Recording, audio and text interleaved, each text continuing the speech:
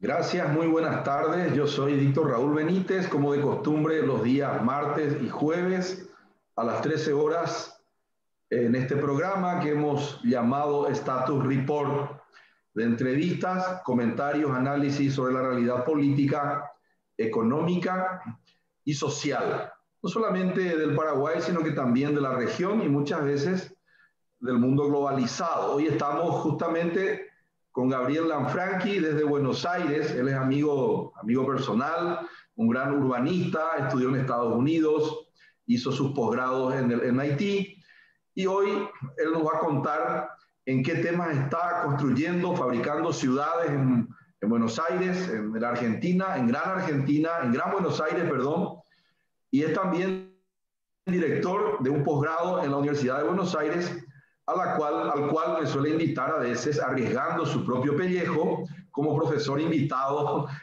para las aulas de economía urbana. No sé cómo se anima, pero me suele salir bien. Muy buenas tardes, Gabriel Lanfranchi desde Buenos Aires. Buenas tardes, Víctor.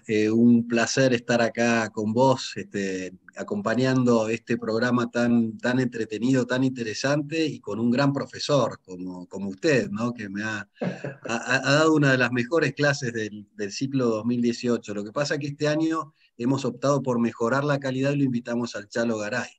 Pero Bueno, te fuiste de mal en peor. Bueno, espero que los bonaerenses, yo no sé cómo ustedes los argentinos se animan, conociendo el caos que hay en Asunción y Gran Asunción en materia urbana, invitar a profesores paraguayos a los cursos de posgrado, ¿no?, en la tan prestigiosa Universidad de Buenos Aires. Y hablando de eso, Gabriel, en realidad quisiera comenzar preguntándote, ¿cómo está Buenos Aires? Así en comentarios generales, los paraguayos viajamos mucho a Buenos Aires, casi todos los meses algunos, por trabajo, por placer, por negocios, por parentescos, porque tenemos parientes en la Argentina. ¿Cómo está Buenos Aires? Pandémicamente, la Buenos Aires pandémica, la Buenos Aires económica y la Buenos Aires política y la Buenos Aires en desarrollo urbano. bueno, es un importante desafío responder a todos esos frentes. Mirá, la cuestión de la pandemia nos ha golpeado fuerte, como a toda la región, con un inicio de cuarentena temprana, te diría, con los primeros casos, allá por 20 de marzo de este año, y ha mantenido las actividades cerradas por muchísimo tiempo, obviamente las escuelas cerradas también, y bueno, ha llevado un esfuerzo, yo diría, descomunal de la población por tratar de controlar desde el cuidado social, de poco contacto, evitar que la enfermedad se propague a una velocidad que no fuera soportable por el sistema sanitario. Y eso se ha logrado, porque no hemos tenido las fotos terribles como he visto en Nueva York, por ejemplo, con camiones freezer para poder atender a la morgue que no daba abasto, ¿no? Eso no ha ocurrido, el sistema sanitario ha respondido bien, pero el costo en la economía, en el parate económico es muy alto, y también te diría que yo creo que esto es un virus que contagia, así que uno puede detener la hemorragia, pero no va a demorar, digamos, puede demorar la llegada del virus, pero siempre a la larga llega, ¿no? Y sobre todo en nuestras culturas latinas, que somos besuqueiros, de abrazarnos, nos gusta el contacto en familia, nos gusta vernos, entonces cortar la actividad económica fue difícil, pero cortar la actividad social te diría que es casi imposible. Entonces, desde ese lugar te diría que hoy ya la Ciudad de Buenos Aires están bajando, el pico probablemente ha pasado a fines de septiembre o mediados de septiembre, no lo vamos a saber en unas semanas, y se está empezando a vivir cada vez con un poco más de normalidad. Las actividades se están abriendo, esta semana abrieron los shoppings, abrió la actividad de la construcción, así que de a poco nos vamos ordenando. Un tema Respecto a la muy... Sí, meto ahí la cuchara y te pregunto, en la Buenos Aires que se desarrolla urbanísticamente, leí artículos tuyos, no sé si fue en La Nación o en Clarín, que te googleé, así como decimos, y te encontré porque vos me dijiste, tenés que ver cómo estamos queriendo hacer un nuevo programa de fabricar o construir ciudades como hacían nuestros padres y nuestros abuelos. Y nos olvidamos de eso, Víctor, y eso no es una mala forma de fabricar ciudad, de hacer desarrollo urbano, de hacer una ciudad que esté más en la dimensión humana. Porque hoy la dimensión es un poco no humana, inhumana, a favor de las máquinas, de los autos, etc.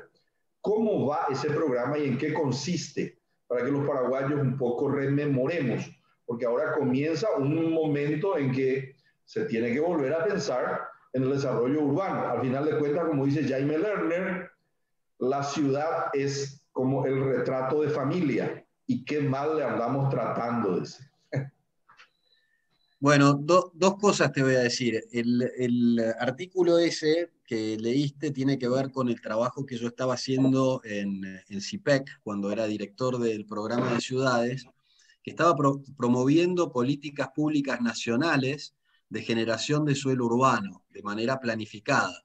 Por eso la consigna o el lema de volver a ser ciudad tiene la idea de que tiene que ser una política de Estado la generación de ciudad, como lo hacían nuestros bisabuelos cuando fundaban ciudades. No ha sido hace tanto tiempo. No hay que irse hasta la colonia para ver cómo nuestros bisabuelos, colonos en Argentina, en muchos casos inmigrantes de Italia, de España, de cualquier otro lugar, han ido poblando el país con ciudades que desde el Estado estaban bien pensadas y que tenían ya una trama urbana organizada para los próximos 40, 50 años. Yo siempre digo, ¿no? La ciudad de Buenos Aires, que ocupa la ciudad capital, ¿no? Que ocupa 20.000 hectáreas, se pensó en las 20.000 cuando... O sea que prácticamente triplicaba su superficie. Nueva York es otro caso conocido, ¿no? Cómo se pensó todo el ensanche de Manhattan cuando eso casi no ocurría. Por lo tanto, esta idea de volver a ser ciudad tiene que ver con volver a poner a la planificación en el centro, y eso implica, en alguna medida, un trabajo metropolitano en muchos casos, porque la mayor parte de las ciudades de más de 300.000 habitantes ya son metropolitanas. Y ahí tengo un alumno en mi posgrado que es de Asunción, que se llama Fernando Maidana, que está justamente trabajando un poco, impulsando esos temas, me ha contado, en Asunción, así que espero que estén viendo el programa y que tenga mucho éxito con esa idea de tener la mirada metropolitana. Pero la otra cara de la moneda, Víctor, es la mirada de la ciudad de cercanía.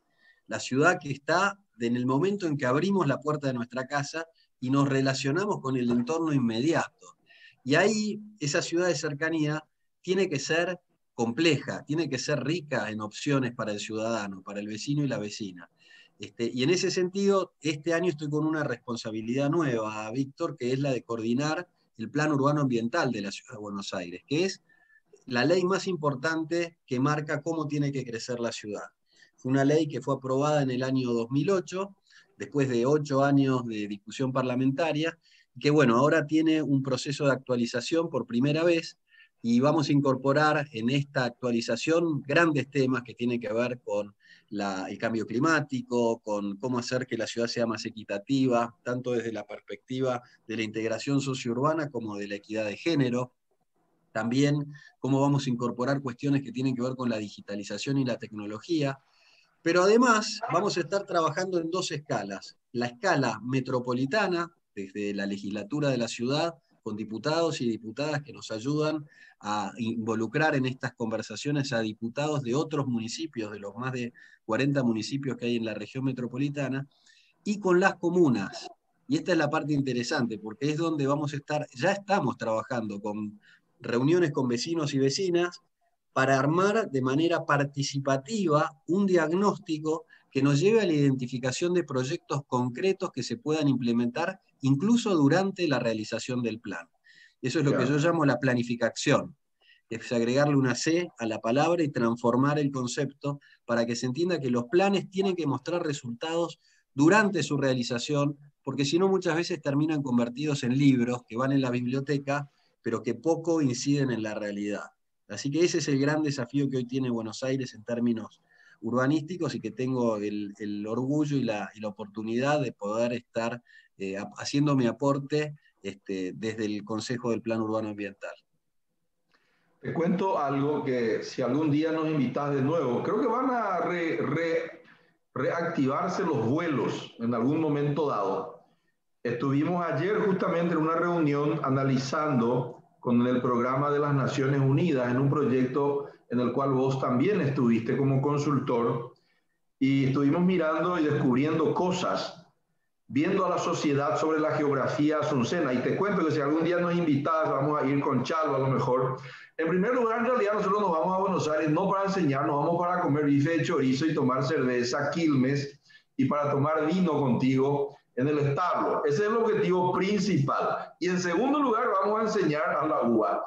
Pero si algún día nos vamos, te comento que estuvimos mirando ayer en ese programa y Asunción en los 80 y 90 creció el área metropolitana 3,3 anual acumulativo exponencial. Nunca más va a crecer como creció en los 80 y los 90. Lo que Buenos Aires crecía en los 40, en los 50, ¿verdad? Porque después se estanca, Buenos Aires capital. Y estuvimos mirando que Lambaré, por ejemplo, crecía al 4% y sigue creciendo. Y que hay 3 tropismos, dicen los que saben hablar. Colin y Kevin son 2 franceses paraguayos que están haciendo el trabajo, a lo mejor los conociste o los vas a conocer. Y entre los 3 tropismos dice que el primer tropismo era el este, porque Asunción tiene un límite que vos conocés, el río. El primer tropismo es hacia el este, era ruta 1 y ruta 2, dicen, ¿no? Después el sur, que comenzó con el acceso sur, y el tropismo norte, que se va desarrollando de manera caótica. Y lo más caótico es hoy, por ejemplo, San Lorenzo, que sería, no sé cómo sería Buenos Aires, una ciudad adyacente allí, ¿no? Y se va desarrollando de manera tan caótica, Luque, San Lorenzo, Capiatá, y te quiero dar la noticia, en Paraguay, la mayor parte de la población está acá, casi la mitad de la población, casi 45% de los 7 millones de habitantes estamos en el área metropolitana de Asunción y que es un caos que se instaló gratuitamente. ¿Cuál es, desde tu perspectiva, cuando el caos comienza a instalarse? Porque dice, el caos es gratis, el orden cuesta plata, es oneroso, tiene un presupuesto. ¿Qué vos le sugerirías a Asunción y Gran Asunción cuando el caos comienza a tomar cuenta de la situación? Bueno, mira, creo que empezamos hablando de la pandemia hoy, ¿no? Y vamos a volver a ese punto. La organización se ha vuelto un tema estructural en la capacidad de las sociedades de dar respuesta a los grandes problemas actuales, ¿sí? El cambio climático era el ejemplo que yo usaba el año pasado. Y este año la pandemia lo dejó más evidente que nunca. Vos sabés que todas, o gran parte de las ciudades del mundo, en el siglo XIX, a fin del siglo XIX, sufrieron pestes, la peste del cólera, la fiebre amarilla. Buenos Aires perdió gran parte de su población debido a esa peste. Y tuvo líderes como Sarmiento que optaron por construir infraestructura de agua y saneamiento en vez de construir hospitales. Entonces hubo una salida inteligente a un problema devastador como la peste. Hoy tenemos un problema parecido, porque este coronavirus nos detiene, nos paraliza, nos limita, no nos deja trabajar, no nos deja ver a los amigos, no nos deja festejar el cumpleaños con nuestros padres. O sea, es algo que es muy difícil, pero no se le gana con infraestructura, se le gana con organización. Okay. Entonces, hay que invertir en organización, porque si bien el caos es gratis y la organización cuesta dinero, eso es en la foto del corto plazo. En la foto del mediano o largo plazo, el caos es carísimo y la organización ahorra mucho dinero. La OCDE tiene un trabajo muy interesante que se llama el siglo metropolitano, donde demuestra que las áreas metropolitanas grandes, cuando no están organizadas, pierden entre el 3 y el 6% de su PBI. Y yo estoy seguro que Asunción debe generar tranquilamente el 50 o el 60% del PBI nacional de Paraguay. Entonces, perder un 6% es perder casi 3-4 puntos del PBI. Hay que tener en claro eso, que no es una cuestión de deber ser, es una cuestión de conveniencia, porque o salva vidas, como el coronavirus, o mejora la economía.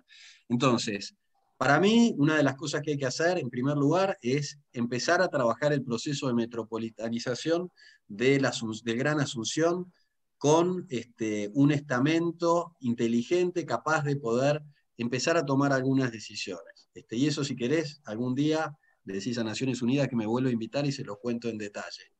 Y el Dale, otro dale. tema, y el otro tema es el tema de cómo generar instrumentos específicos para problemas específicos. Yo creo que Paraguay, con lo que ha crecido en estos años y todo lo que demuestra el sector privado, ¿no? de capacidad de hacer cosas, puede generar una especie de corporación de suelos metropolitanos, un poco como el caso que vos conocés de Puerto Madero, que no era una corporación pública-privada, sino que era pública-pública, era ciudad y nación. Acá se pueden generar instrumentos donde hayan capitales públicos y privados para que el suelo se genere antes de tiempo, no después. ¿Por qué? Porque si los generás antes de tiempo, ganan todos. Gana el sector privado porque hace un negocio y también gana el sector público porque se ahorra cientos de millones de dólares de la cooperación y de donde sea que hay que salir a conseguirlos para llegar con el agua tarde, para llegar con las cloacas tarde. Entonces, para el aumento de la criminalidad, la dificultad de las familias de desarrollarse por no tener una vivienda digna o no tener el título de propiedad. Entonces, generar una corporación de suelo metropolitano es una idea extraordinaria que ojalá Asunción pueda implementar. Te quiero hacer una pregunta técnica para que veas. Mucha gente está viendo el programa y me están escribiendo en el WhatsApp. Y acá hay una pregunta, dice, preguntarle a Gabriel si él conoce que hay un proceso de digitalización de los procesos, repito, de desarrollo y de ordenamiento que usa una metodología BIM o BIM basada en las ISO 19650. Tenés muchos seguidores vos aquí en Paraguay, ha sido Gabriel. ¿Dejaste algunas novias o qué seguramente? Sé que la provincia de Buenos Aires ya empezó con la matanza, dice. Hay un movimiento latinoamericano alrededor de eso. Es un plan BIM en Chile y hay una red latinoamericana. Tenés 2 minutos y termina el programa. Bueno, conozco el desarrollo de esa red y les auguro lo mejor porque creo que todo lo que sea invertir en digitalización va en línea de lo que estábamos hablando, ¿no? Que es generar organización. Para generar organización hacen falta instrumentos. Pero hoy el desafío más grande de la digitalización pasa por un lado, la conectividad, o sea, hay que poder garantizar la conectividad de todos los ciudadanos y las ciudadanas que tengan acceso a redes, y por el otro lado, la generación de capacitación, digamos, ¿no? De poder lograr que los procesos de digitalización en el gobierno, en las empresas, tengan lugar.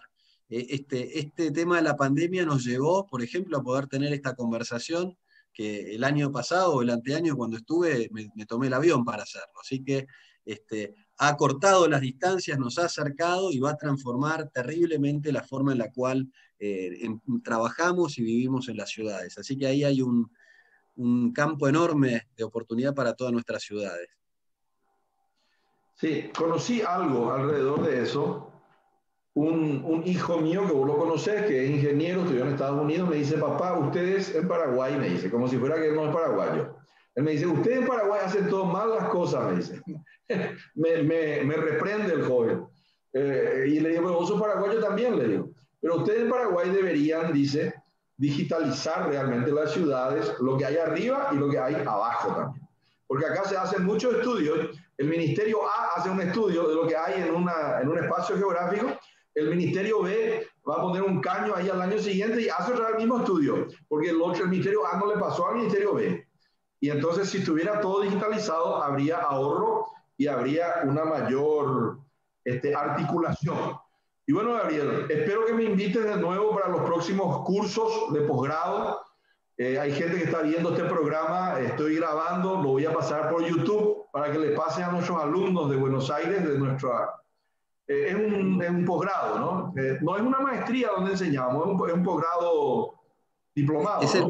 Sí, es el posgrado de urbanismo metropolitano que desde este año se puede hacer aparte desde cualquier lugar de Latinoamérica, porque la digitalización nos ha permitido eso, y tengo alumnos en 7 países y en 9 provincias argentinas, así que, y participan diputados de la nación, diputados de las ciudades, secretarios de gobierno, es un grupo riquísimo. Tiene un representante paraguayo que te mencioné antes, así que los está haciendo quedar muy bien. Sí, sí, gracias, gracias. Es que nosotros le estamos ayudando en su trabajo práctico, vos no sabés nomás. Nosotros le hacemos todos los trabajos prácticos y él le entrega y se luce él, pero el trabajo es de un grupo acá que le estamos ayudando. Vos conocés, los profesores le pillamos todo, ¿verdad? ¿verdad? Uno presenta el trabajo práctico, es de 10 y uno nomás que hizo, ¿verdad? Bueno, trabajo en red, eso se llama trabajo en red, así que está bien. Bueno, en cualquier momento estoy volando a Buenos Aires, apenas habiliten los vuelos. Un abrazo. Chao. Muchas gracias por la invitación, Víctor, te esperamos, estás siempre invitado. Gracias, hasta luego. Hasta luego.